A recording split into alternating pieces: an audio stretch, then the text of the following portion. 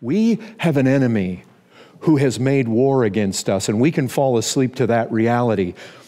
That apostle comes along in Ephesians and he says, you need to stay alert. You need to stay awake. And I think about coming here to this part of the country, and I recognize this. We can't live on the dust of the first Great Awakening, the second Great Awakening. We can't live on the past. And if you go back and you look at those times in history, do you know what was happening? What was happening? Did everybody just sharpen and hone their theology within their four walls? Is that what happened back then? What was happening in those two Great Awakenings? I'll tell you what was happening. People were learning good doctrine, but they were going out those doors and they were taking them to these people up and down the streets. And sometimes we can forget. That guy, I just saw lights go by that window right there. Those people out there, they are going to perish and they are going to die in their sins. And a lot of times it's because we're good hyper-Calvinists and we've got this idea that God is going to save his elect and it doesn't matter what we do.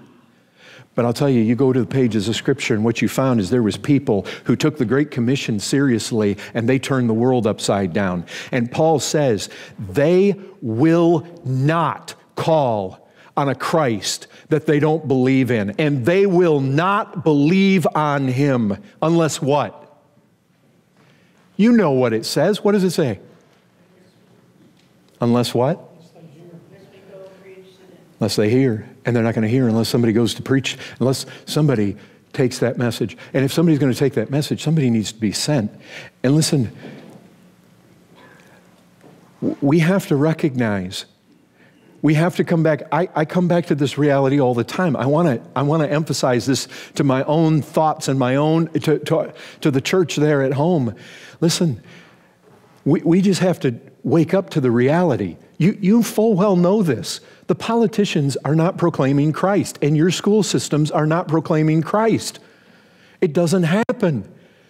There is no other institution that is out there, whether it's created by God, specifically in the pages of Scripture or not. There's no other institution out there that's had it entrusted to them to take the gospel out to this world and to seek to turn the world upside down.